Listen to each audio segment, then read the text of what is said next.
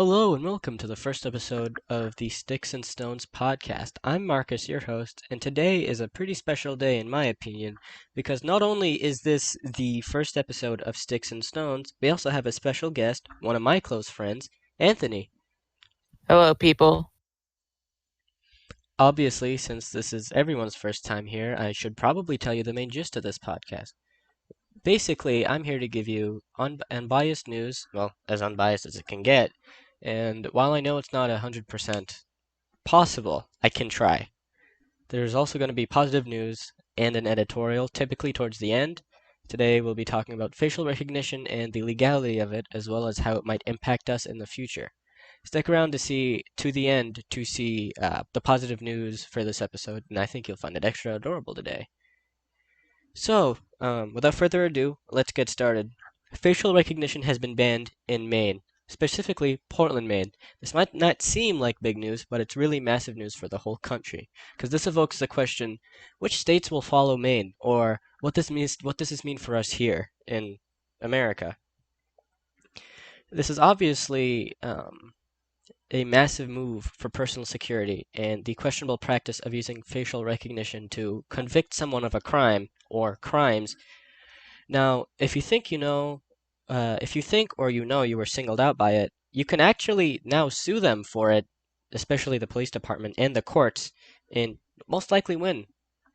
Though I don't think they'll be using facial recognition anytime soon because of this whole ban.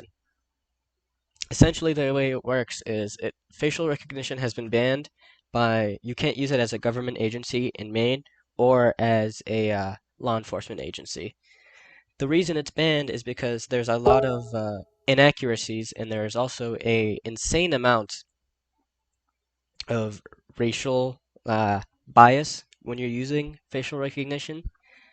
So essentially, the way the Portland Boost, whatever it's called, the way Bangor Daily News says it is facial recognition surveillance technology by police and other public officials studies have found that technologies may promote racial profiling and disparities in criminal justice. Now, from fancy talk to English, that means basically facial recognition. Kind of racist. That's really all there is to it. Now, personally, when I think facial recognition, I think my phone, I think my laptop, whatever. You don't really think about it being used as a law enforcement thing.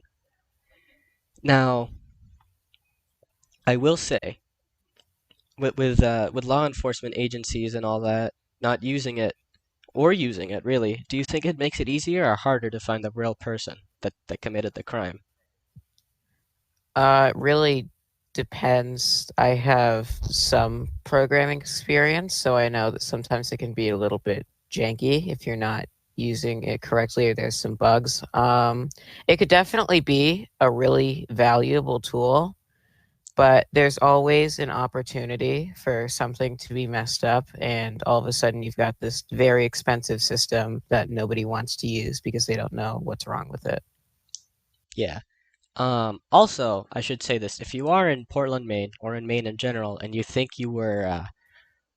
if your rights were violated because of it, surveilled in the violation of the ordinance of the law and the ban violations, if you can sue and terminate the actual employee if you really wanted to, and you are entitled to a minimum of $1,000 in civil fees. Now, if it was extreme and you actually got sent to prison, you're probably going to get more. But if you were brought to court over it, or if you were brought in for a night, you're entitled to $1,000 in civil fees if you were innocent. Obviously, if you're not innocent, you committed the crime, they used facial recognition, it was actually you, you're not going to get anything. Um, yeah, I don't know why you'd get anything if you were actually the person that committed the crime. But yeah, You Do you have any examples of a company using facial recognition software that went wrong somehow? none off the top of my head. I know and all sorts of places have all sorts of people have sued Facebook for that, but not I don't think in Maine. It hasn't really happened as much in Maine, I don't think. I've looked a lot, and you can see the sources down in the description for this. if you feel like it. It's just people have gotten so used to facial recognition, no one really has an issue with it anymore. I know I use it without much issue, and I know if someone were to use facial recognition on me, like when I'm out in public, I probably wouldn't bat an eye. That's just me personally, though. Uh, in other news, well, in more positive news, winter is coming around, and what that means for us is we can obviously, hey, snow. I don't like the cold, but snow's nice. Snow's pretty. I like snowflakes. Uh, Not the human snowflakes, the weather. Anyways, moving on. What this means for us since winter is here, explore.org is opening up their polar bear live stream, their 24/7 polar bear live stream. And I gotta say, I watched the clips for the 2019 winter, and it is the most adorable, hilarious thing ever. And who doesn't like polar bears? Unless you've been mauled by one, I don't think you really have an issue with polar bears. It's the cutest thing ever. So what is it? Are they like in a preserve or some sort of No, it's just a exhibit? camera setup. I believe Oh, it's like one of the it's like one of explore.org, the the way they do it is it's just a camera watching a family of polar bears or a group of polar bears. so is it like one of the bear cams where they're set up in trails or areas they frequent, or is it like actually inside of their den area? It's basically I think it's just set up on one of their things. It's live right now if you want to go see it. It's cute. I can't guarantee you're gonna find a polar bear, like you're gonna see one instantly, but I will guarantee if you watch it for a fair amount of time, you will find something. You know, they're adorable. And if polar bears aren't your thing, there's all sorts of animals that they will follow, including, but not limited to, spoonbills, alligators, eagles, puffins, penguins, bats, the ocean in its entirety, the manatees, gray seals, orcas, dogs, puppies specifically, sea otters, beluga whales, and sharks. Those are just some of the animals that you can actually watch live while on explore.org. Now, if you want to see this website, it will be in the description as well. It's one of my favorite websites to visit too, because who doesn't like watching a live stream with puppies playing or, polar bears growing up?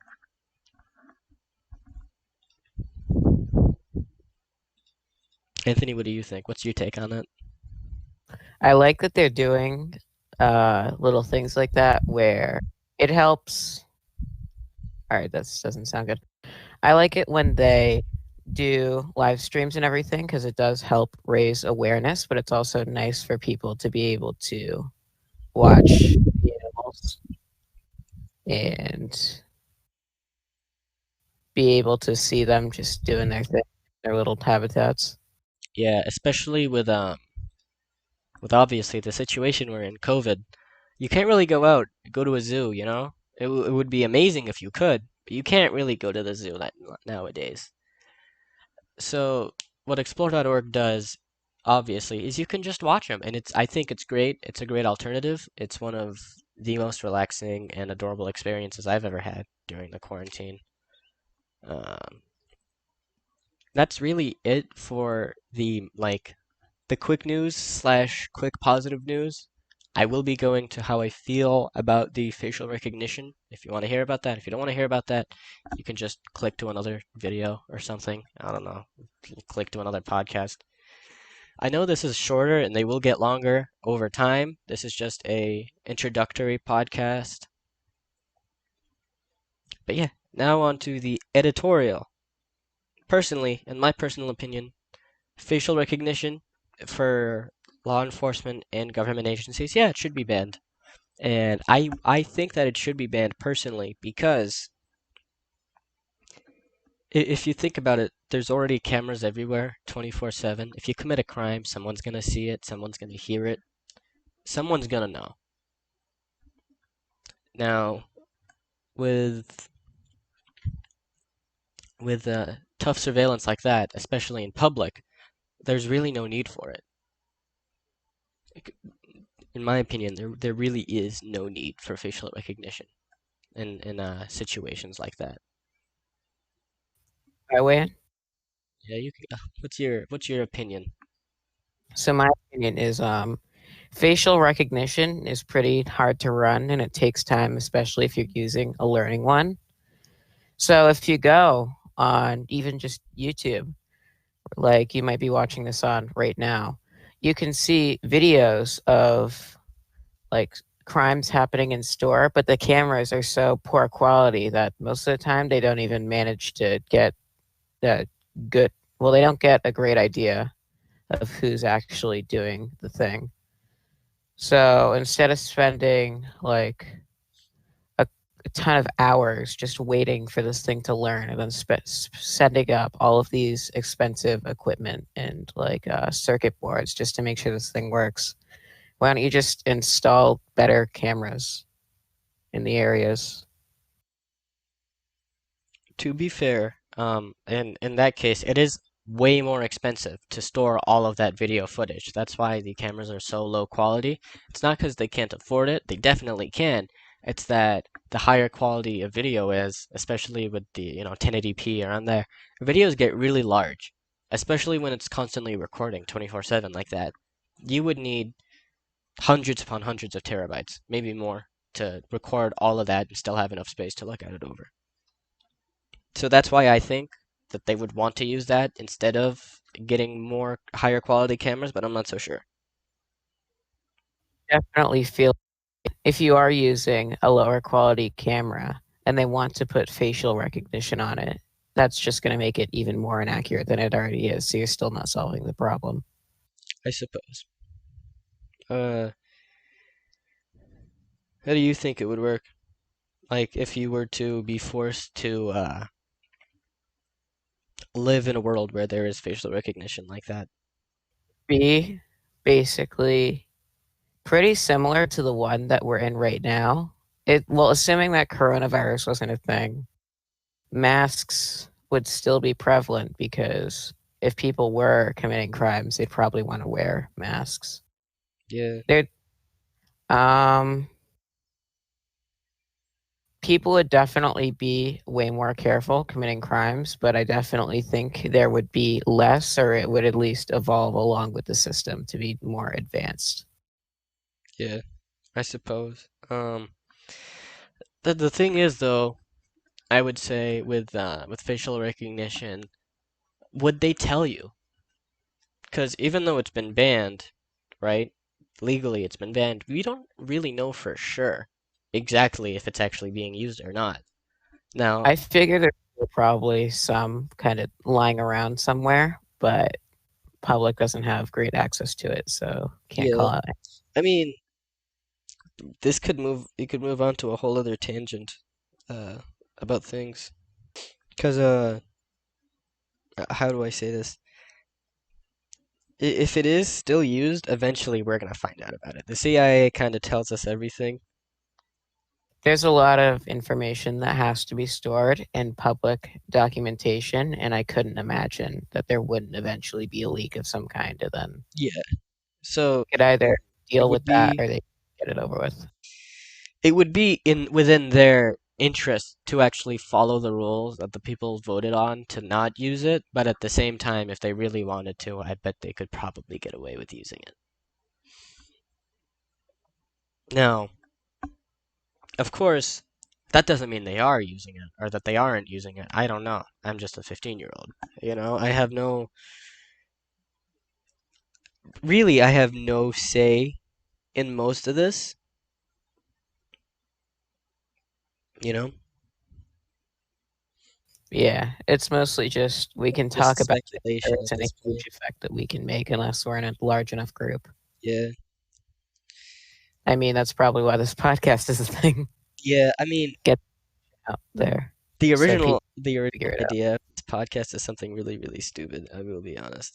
The original idea of this podcast is I had enough of the news and I had enough of everybody being extremely biased in the media and the news, and it got really annoying to the point where I would rant about it 24/7. Like that is genuinely something that extremely disliked.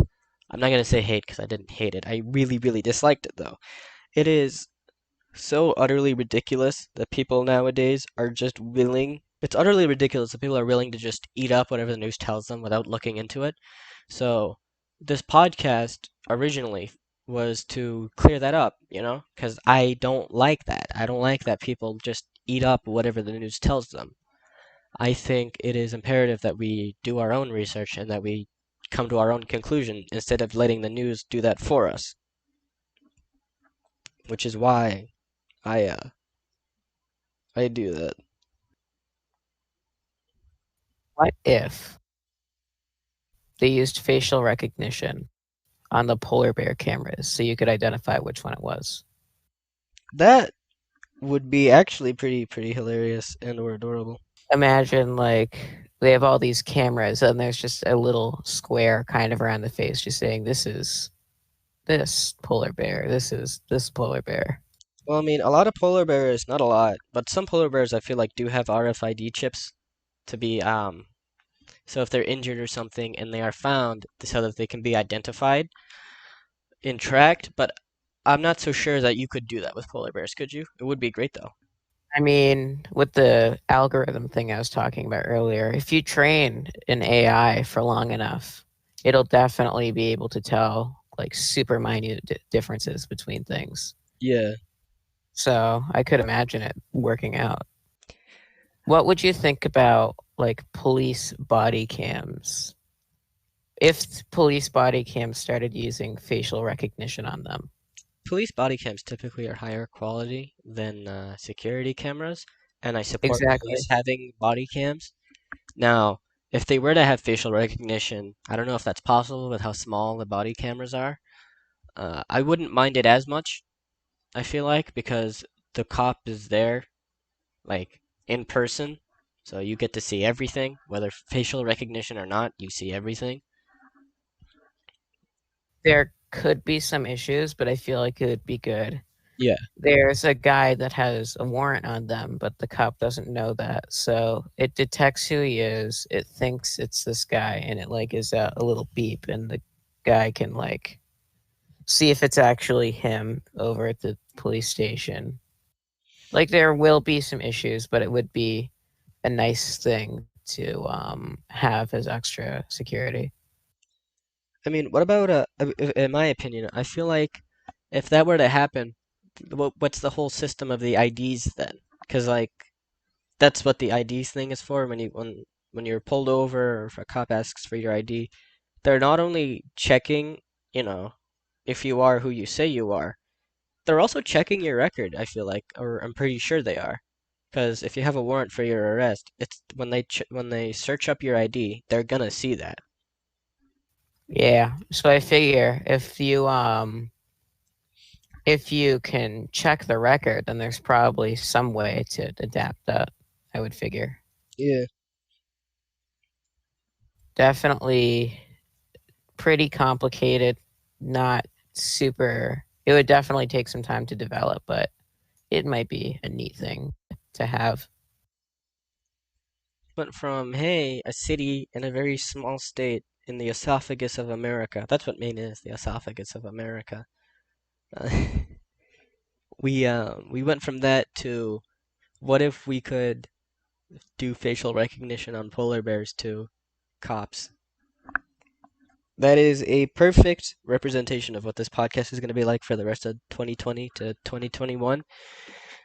I thank you for listening to the entire podcast. If you did listen to the entire podcast, and I hope you have an amazing day. Ciao.